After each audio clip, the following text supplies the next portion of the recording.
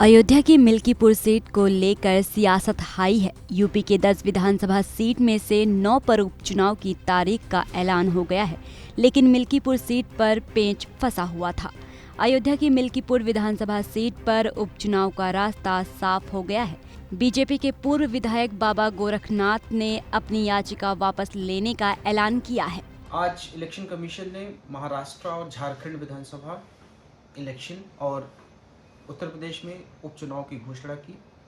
हालांकि मिल्कीपुर विधानसभा की घोषणा इस वजह से नहीं की गई क्योंकि वहां पे मेरे द्वारा एक याचिका फाइल की गई election petition Lucknow high court में। मेरे क्लाइंट गोरखनाथ जो वहां से एक विधायक भी रह चुके हैं और इलेक्शन पिटीशन हमने गोरखनाथ के द्वारा फाइल की थी, जिसमें हमने ये मांग की थी कि जो अवधेश प्रसाद जी जो अब सांसद बन चुके हैं, उनके द्वारा जो एफिडेविट फाइल किया गया था इलेक्शन कमीशन के पास, रिटर्निंग ऑफिसर के पास, वो बिल्कुल फॉर्ज है, फैब्रिकेटेड है। क्योंकि जो नोटरी उन्होंने कराई थी, ये मेरी याचिका है Gorakhnath versus Awadhesh Prasad Lucknow high court में।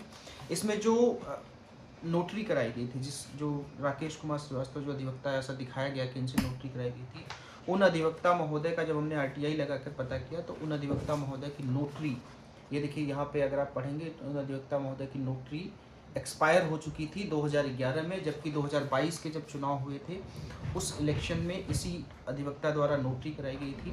मिल्कीपुर सीट पर चुनाव का ऐलान न होने पर अब अयोध्या के सांसद अवधेश प्रसाद ने योगी सरकार पर हमला बोला है।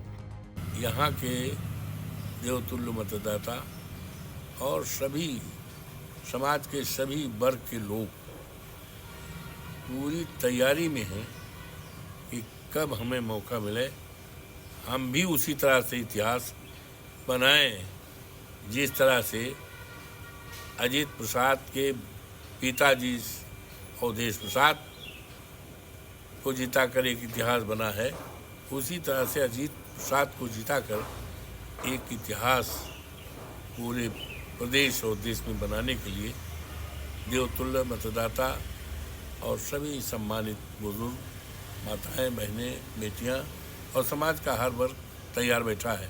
हम उस घोषणा का अभिनंदन करते हैं, स्वागत करते हैं। इस सीट पर अजित प्रसाद की बहुत भारी वोटों से जीत होगी। बीजेपी को पता है ये चुनाव वो हार रही है। हार के डर से सही सूचना चुनाव आयोग को नहीं दे रहे। इलेक्शन कमीशन का निर्णय है, लेकिन सीएम की जिम्मेदारी थी कि सरकार चुनाव कराने की सूचना दे। मिल्कीपुर सीट को लेकर अखिलेश यादव ने भी सोशल मीडिया पर पोस्ट कर बीजेपी सरकार को घेरा। उन्होंने लिखा, जिसने जंग टाली है समझो उसने जंग हारी है।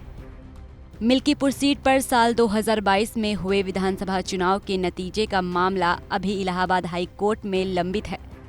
तब समाजवादी पार्टी के अवधेश प्रसाद विधायक चुने गए थे, जिसे गोरखनाथ बाबा ने इलाहाबाद हाई कोर्ट की लखनऊ बेंच में चुनौती दी थी।